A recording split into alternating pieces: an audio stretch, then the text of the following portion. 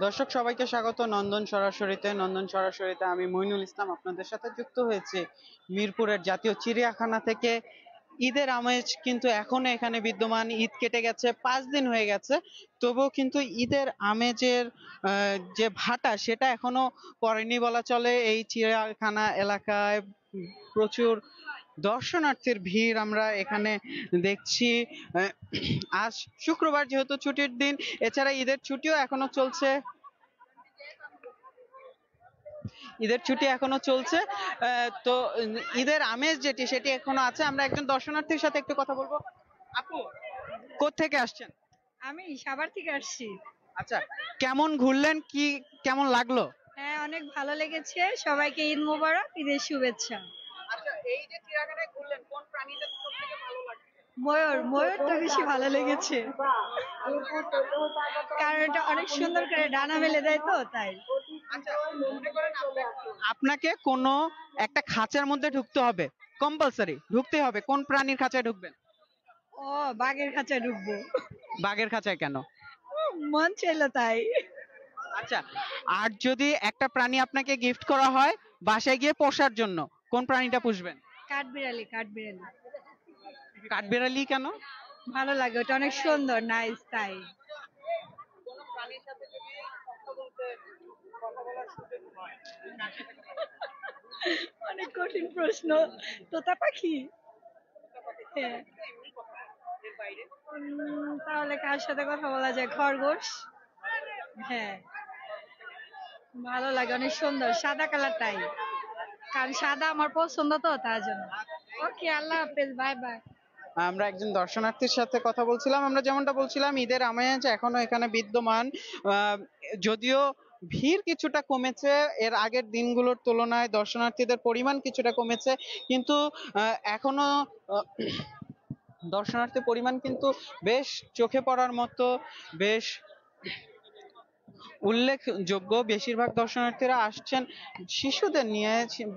অভিভাবকদের সাথে কথা বলেছি আমরা, তারা বলছেন যে আম, শিশুদের যে মানসিক বিকাশ সেটির জন্য এই ঘোরাঘুরি যেমন প্রয়োজন, তেমনি নতুন প্রাণীদের সাথে শিশুদের পরিচয় করিয়ে দেওয়ার জন্য, নতুন প্রাণীদের সাথে শিশুদের উম, যে সম্পর্ক, প্রাণীদের সাথে যে শিশুদের যেমন সম্পর্ক হওয়া উচিত, সেটির ক্ষেত্রে কিন্তু এই চিড়িয়াখানার গুরুত্ব অপরিসীম এবং অনন্য তারা বলছেন। এই আমরা দেখছি যে শুধুমাত্র দর্শনার্থী নয়, এই চিড়িয়াখানা এলাকায় যে ঈদের আমেজ সেটি কিন্তু ব্যবসায়ীদের মধ্যেও আছে। বেশ কিছু ক্ষুদ্র ব্যবসায়ীরা এখানে প্রধান ফটকের বাইরে তারা বসেছেন। ভ্রাম্যমাণ ব্যবসায়ীরা বেশিরভাগই বিক্রি করছেন শিশুদের পণ্য, খেলনা, শিশুদের খেলনা। এছাড়া ফুল বিক্রি হচ্ছে, খাবার বিক্রি হচ্ছে। কিছু অভিযোগ আছে বিচ্ছিন্ন অতিরিক্ত দাম নেওয়ার। এছাড়া রাস্তায় একটু যানবাহনের জটলাও কিন্তু বেশ আহ, চোখে পড়ার মতো। তবুও এই সব কষ্টই আহ, আহ, মেনে নেওয়া যায়। তারা বলছেন, দর্শনার্থীরা বলছেন সব কষ্টে মেনে নেওয়া যায় পরিবারের সাথে একটু সময় কাটানোর জন্য। আর ঢাকার যে মনোটনি লাইফ, যে রুটিন বাঁধা আহ, জীবনযাপনের ধরন, তার থেকে বেরিয়ে একটু আহ, আরামে, একটু পরিবেশের কাছে, প্রকৃতির সাথে সময় কাটানোর সুযোগ যেটি এই চিড়িয়াখানাতে হচ্ছে, তার জন্য তারা একটু কষ্ট করতে রাজি আছেন। এছাড়া অনেক দূর দূরান্ত থেকেও কিন্তু আমরা আসতে দেখছি চিড়িয়াখানাতে, যেহেতু এটি জাতীয় চিড়িয়াখানা। আর মিরপুরে ঘোরার অন্যতম প্রধান জায়গা। বিশেষ করে যখন মিরপুর এমন একটি এলাকা যেখানে পরিবার নিয়ে সময় কাটানোর, একটু প্রকৃতির সাথে সময় কাটানোর, একটু বুক ভরে শ্বাস নেওয়ার জায়গা যেখানে সংকট, সেখানে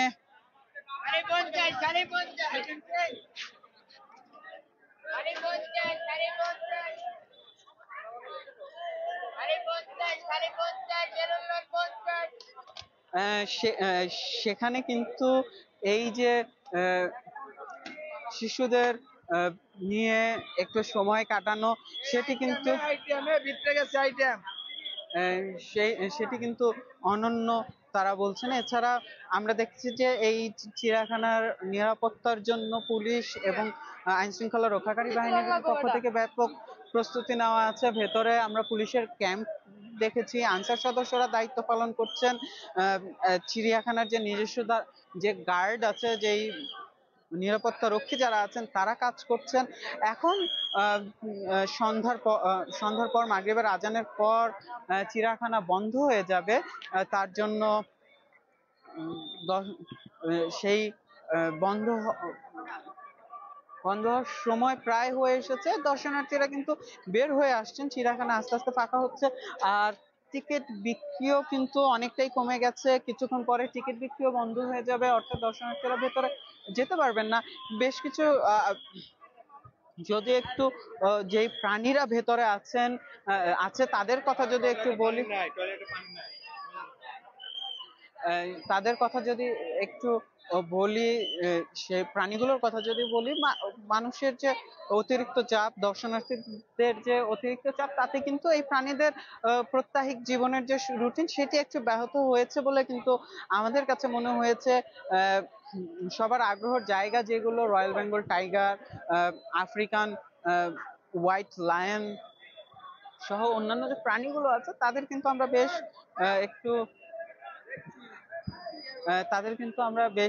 একটু উম, কি বলা চলে, একটু মানুষের থেকে একটু দূরে গিয়ে বসে থাকতে আমরা দেখেছি।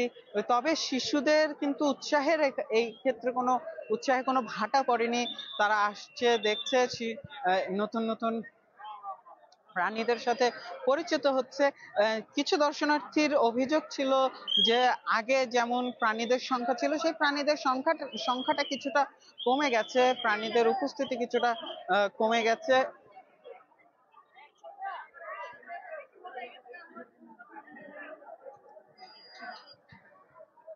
চিড়িয়াখানা কর্তৃপক্ষ বলছে এই ঈদের যে আমেজ, সেই ঈদের আমেজটি আগামী আরো 2-1 দিন থাকবে, কারণ যেহেতু যে ঈদের ছুটি আগামী কাল পর্যন্ত আছে। রবিবার দিন থেকে যে অফিস আদালত যেগুলো আছে সেগুলো খুলে যাবে, মানুষ কর্মমুখী হবে, কর্মে ফিরে যাবে। সেহেতু চাপ কিছুটা কমবে বলে কিন্তু বলাই যায়।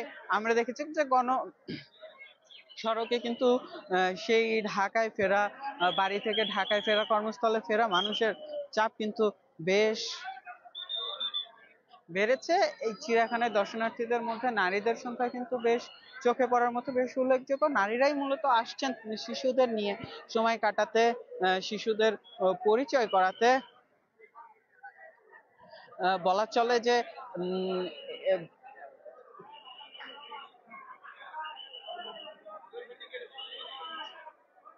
বলা চলে যে দ্রব্যমূল্যের যে ঊর্ধ্বগতি, যেই বাজার দর, সেই বাজার দরের মধ্যে বেশ কম খরচে একটু আহ, পরিবার নিয়ে একটু সময় কাটাতে, একটু ছুটি কাটাতে চিড়িয়াখানায় আসছেন। মধ্যবিত্ত পরিবারের লোকজনের উপস্থিতি বেশি, মধ্যবিত্তদের উপস্থিতি বেশি। এছাড়া উচ্চবিত্ত আছে, নিম্নবিত্তদের উপস্থিতিও আছে। সব মিলিয়ে সকল শ্রেণী পেশা বয়সের মানুষের একটি মিলন মেলায় পরিণত হয়েছে এই জাতীয় চিড়িয়াখানা। এবং সবাই একসাথে আসছেন, সবাইকে এক সুতোয় বাঁধতে সক্ষম হয়েছে এই চিড়িয়াখানা। সবাই একসাথে আসছেন সময় কাটাতে, পরিবারের সাথে সময় কাটাতে, প্রকৃতির সাথে সময় কাটাতে। মনিটনি রুটিন মাফিক যে জীবন, সেই রুটিন মাফিক জীবন থেকে